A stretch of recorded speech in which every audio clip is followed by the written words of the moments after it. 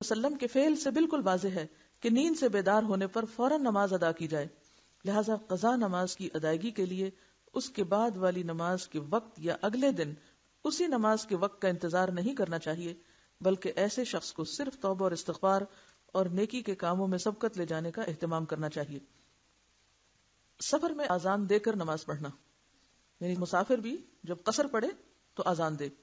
حضرت عقبہ بن عامر رضی اللہ عنہ سے روایت ہے کہ رسول اللہ صلی اللہ علیہ وسلم نے فرمایا، تمہارا پروردگار بکریاں چرانے والے سے تعجب کرتا ہے جو پہاڑ کی چوٹی پر رہ کر اذان دیتا اور نماز پڑھتا ہے۔ یعنی وہ جنگل میں بکریاں چرانے لے جاتا ہے، کوئی مخلوق نہیں وہاں سوائے اس ایک اکیلے کو اور باقی سب بکریاں، وہاں ظاہر جماعت کیسے کرے گا؟ اکیلا بھی نماز پڑھ رہا ہے تو کیا کرتا ہے؟ پہلے اذان دیتا ہے اور اس کے بعد نماز پڑھتا ہے۔ اللہ تعالیٰ فرماتا ہے، میرے بندے کو دیکھو جو نماز کے لیے اذان دیتا اور اقامت کہتا ہے اور مجھ سے ڈرتا ہے، میں نے اس کو بخش دیا اور جنت میں داخل کر دیا۔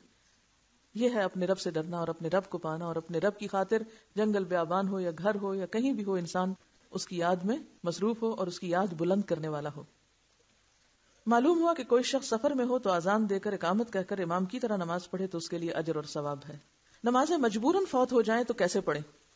حضرت ابو سعید خدری رضی اللہ عنہ سے مروی ہے کہ ہم غزوہ احزاب میں رسول اللہ صلی اللہ علیہ وسلم کے ساتھ تھے، ہمیں کافروں نے ظہر، عصر، مغرب اور عشاء کی نمازیں پڑھنے کی مہلت نہ دی۔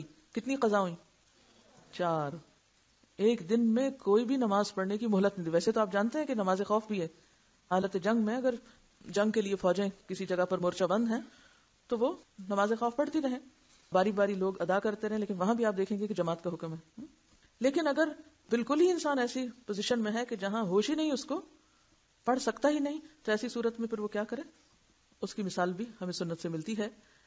جب فرصت ملی تو رسول اللہ صلی اللہ علیہ وسلم نے بلال رضی اللہ عنہ کو حکم دیا، انہوں نے اقامت کہی تو آپ نے ظہر کی نماز پڑھائی، پھر انہوں نے اقامت کہی تو آپ نے عصر کی نماز پڑھائی، پھر انہوں نے اقامت کہی تو نبی صلی اللہ علیہ وسلم نے مغرب کی نماز پڑھائی، انہوں نے پھر اقامت کہی تو نبی صلی اللہ علیہ وسلم نے عشاء کی نماز پڑھائی۔ اس حدیث سے معلوم ہوا کہ اگر کسی سخت مجبوری کے باعث نمازیں فوت ہو جائیں تو انہیں بالترتیب ادا کرنا مسنون ہے، لیکن نمازیں جان بوجھ کے قضا نہیں کرنی چاہیے۔ تو دو باتیں یہاں سے پتہ چلی، ایک تو یہ کہ اذان ایک ہی بار ہوئی لیکن ہر نماز کے لیے اقامت الگ الگ ہوئی۔ واضح یہ بات، اذان ایک، ہر نماز کے لیے اقامت الگ الگ۔ دوسری بات کیا پتہ چلتی ہے کہ ترتیب کے ساتھ، یہ نہیں کیا کہ پہلے آپ نے فرمایا کہ اچھا عشاء کا وقت ہے پہلے عشاء پڑھ لیتے ہیں اور پھر پیچھے کو چلتے ہیں مغرب اور عصر اور ظہر، نہیں، بلکہ اول، دوم، سوم، چہارم، یعنی ترتیب کے ساتھ جو نمازوں کی عام ترتیب موجود ہے اسی طرح آپ نے نماز ادا کی۔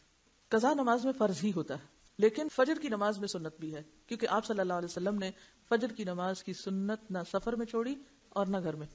لیکن اس کے علاوہ وتر کی قضا ہے، لیکن باقی سنتوں کی نہیں۔ آپ صلی اللہ علیہ وسلم نے ایک موقع پر وفد عبد القیس کی آمد پر جب آپ کی سنت رہ گئی تھی ظہر کی، تو آپ نے اسے کب پڑھا تھا؟ عصر کے بعد۔ آپ کو دیکھ کر کسی اور نے پوچھا تھا کہ کیا ہم بھی سنت کی قضا پڑھا کریں، تو آپ نے فرمایا نہیں۔ ٹھیک ہے، تو اس سے کیا پتہ چلتا ہے کہ باقی نمازوں میں سنت کی قضا نہیں ہے، لیکن فجر کی نماز میں چونکہ آپ نے خود بھی پڑھی اور سب کو بھی پڑھائی۔ ایک طریقہ یہ بھی ہوتا ہے کہ بعض اوقات احادیث میں آپ دیکھیں گے کہ ایک کام آپ صلی اللہ علیہ وسلم نے خود کیا اور دوسروں کو بھی حکم دیا، بعض جگہ پر آپ نے دوسروں کو ایک بات کرنے کا کہا اور خود دوسرا کام کیا، جیسے صوم وصال آپ خود رکھتے تھے لیکن دوسروں کو منع کرتے تھے۔ تو ایسے میں جب آپ کے حکم اور آپ کے عمل میں فرق ہو تو پھر ہمیں حکم لینا ہوتا ہے اور عمل آپ کے لیے خاص ہوتا ہے۔ ایک کتاب ہے الفقہ علی مذاہب الاربع، چاروں مذہبوں کی فقہ، تو اس میں پھر سب کے دلائل دیے ہوتے ہیں کہ فلاں کے نزدیک یہ بات ایسے اور اس کی دلیل یہ، فلاں کے نزدیک ایسے اور اس کی دلیل یہ ہے۔ تو اگر آپ حوصلہ رکھتے ہوں تو مزید معلومات کے لیے بھی آگے جا سکتے ہیں۔ لیکن اب آپ دیکھیں کہ یہ جو مسائل میں آپ کو پڑھا رہی ہوں، ایسا نہیں ہے کہ آپ کو پتہ نہیں ہے، میرا حسن ظن ہے کہ یہ سب باتیں آپ کو پتہ ہے، لیکن وَلَٰكِن لِيَطْمَئِنَّ قَلْبِي، دلائل کے لیے پڑھا رہی ہوں۔ یہ کتاب جو میں نے سلیکٹ کی تھی تو صرف اس لیے کہ اس میں جو بات کہی گئی ہے وہ دلیل کے ساتھ ہے۔ نمبر 2، دلیل جو دی گئی ہے اس کی بھی پھر نیچے تخریج کی گئی ہے احادیث کی، یہ صحیح ہے یا حسن ہے یا ضعیف ہے یا کس نے اس کو کیا کہا ہے، اور اس کے مقابلے میں جو دوسری حدیث پیش کی جاتی ہے اس کا مقام اور درجہ کیا ہے۔ تو بات یہ ہے کہ یہ جتنی بھی باتیں ہیں ان سب باتوں کی دلیل کیا ہے، ایسا کیوں کریں اور کیوں نہ کریں، وہ نیچے لکھا ہوا ہے، آپ یہ حاشیے خود بھی پڑھا کریں۔ اوکے، سوال ہے وقت جواز اور مکروہ وقت میں کیا فرق ہے عصر کے؟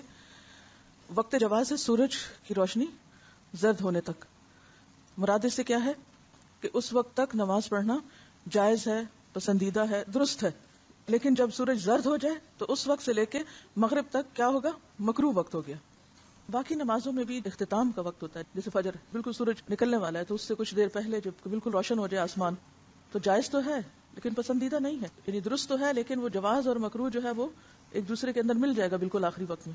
افضل وقت اندھیرے میں ہے. کسی نے لکھا کہ کیا عصر کے بعد سجدے تلاوت کر سکتے ہیں؟ آپ بتائیے.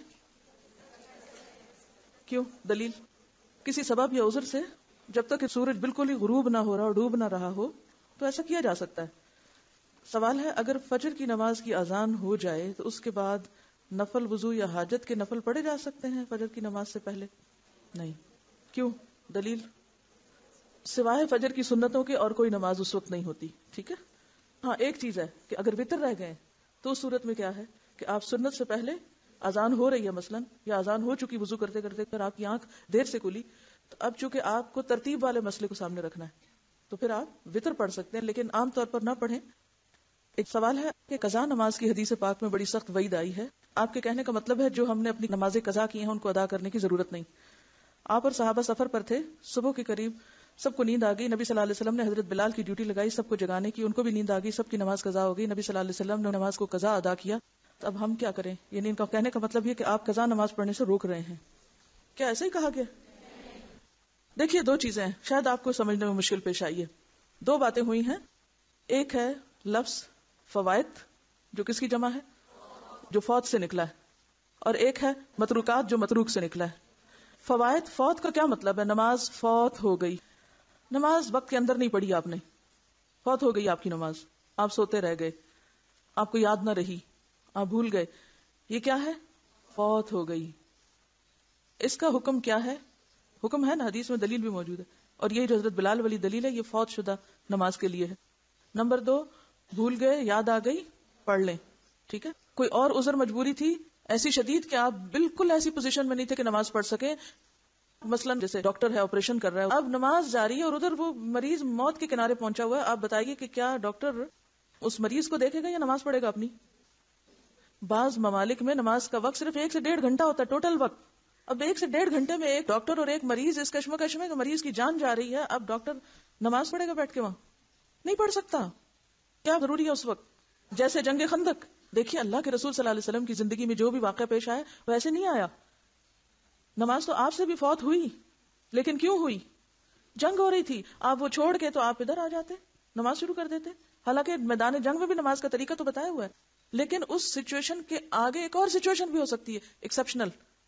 کل ہی رات میری کسی سے ملاقات ہوئی تو انہوں نے بتایا کہ ان کے ہاسپٹل میں رمضان میں بعض دایا اور نرسز وغیرہ کیا کرتی تھی، آ کے مریض دیکھنے کے بجائے اپنا قرآن پڑھنا شروع کر دیتی کہ میں نے سپارہ پورا کرنا ہے آج کا. مریض چلا رہا ہے، رو رہا ہے، دھو رہا ہے، ان کو پرواہ نہیں، سپارہ پورا کر رہی. ہم اتنے بے شعور ہیں کہ اس وقت میرا فرض اپنی ڈیوٹی پوری کرنا ہے نہ کہ سپارہ پورا کرنا. کام کے وقت میں سپارہ پڑھنا جو ہے جرم ہے، نیکی نہیں ہے. کہ ایک دکھی انسان کو چھوڑ کر، ایک ضرورت مند کو چھوڑ کر آپ سپارہ پڑھ رہے ہیں، نوعیت فرق ہے نا. اچھا اب آپ دیکھیے آج کے دور میں بھی ایسی صورتحال ایکسیپشنل پیش آ سکتی ہے. آپ کو پتا ہے کہ کئی آپریشن 8-8 گھنٹے کے ہوتے ہیں، سنا ہوا آپ نے؟ اب آپ کا کیا خیال ہے کہ 8 گھنٹے کے آپریشن میں اگر 2 دفعہ نمازوں کا وقت آ گیا تو ڈاکٹر کیا کرے گا؟ مریض کا خون بہتا چھوڑ دے، 2 ٹانکے لگا کے اڑ جائے اور باقی پہ نماز پڑھے اپنی؟ پڑھے گا؟ نہیں پڑھ سکتا، کیونکہ جان بچانا فرض ہے اس کے لیے. ایسی صورت میں اب آپ کہیں کہ نہیں، وہ کہتی ہیں بے شک ڈاکٹرز نماز نہ پڑھا کریں، یہ نہیں ہے مقصد اس بات کا. ایکسیپشنل، آپ کو پہلے بھی میں نے ایک اصول دیا تھا، ایک آئیڈیل سچویشن نارمل اور ایک ایکسیپشنل. ایکسیپشنل صورت کے لیے مسئلہ بھی ایکسیپشنل پھر ہوگا. دوسرا لفظ ہے متروک، جو فوت نہیں ہے متروک ہے. متروک کس کو کہتے ہیں؟ چھوڑ دی گئی، جان بوجھ کے چھوڑ دی گئی. 1 نہیں، 2 نہیں، 10 نہیں، 20 نہیں، سالوں سال، 20 سال کسی نے نہیں پڑھی. اور لٹرلی ایسے کیس موجود ہیں جو ہمارے پاس آئے. ہماری ایک اسٹوڈنٹ تھی تو ان کے سسر نے ساری زندگی نماز نہیں پڑھی لیکن جائیداد کروڑوں کی چھوڑی، کیونکہ اب ان کو پیسے کمانے میں ظاہر ہے کہ وقت نہیں ہے، آپ نے نماز نہیں پڑھی. اب اولاد اللہ کے فضل سے دین کی طرف آئی تو انہوں نے پریشانی کا اظہار کیا کہ اب وہ فوت ہو گئے ہیں، اب کیا کریں. کسی کے پاس فتویٰ لینے کے لیے گئے کہ آپ ہمیں بتائیں. انہوں نے جو ان کی چھوڑی نمازوں کا فدیہ بتایا وہ بل کروڑوں میں تھا کہ یہ آپ ان کے حصے کے جمع کرا دیں مدرسے میں تو وہ معافی ہو جائے گی ان کی. یہ فتویٰ بھی میرے پاس موجود ہے، لکھی ہوئی شہادت بھی موجود ہے. اب آپ مجھے یہ بتائیے کہ یہ کس قسم کا دین ہے؟ اس کے پیچھے کیا محرک ہے؟ ان کثیرا من الاحبار والرہبان لیأکلون اموال الناس بالباطل. بہت سے احبار اور رہبان لوگوں کے مال باطل طریقے سے کھاتے ہیں.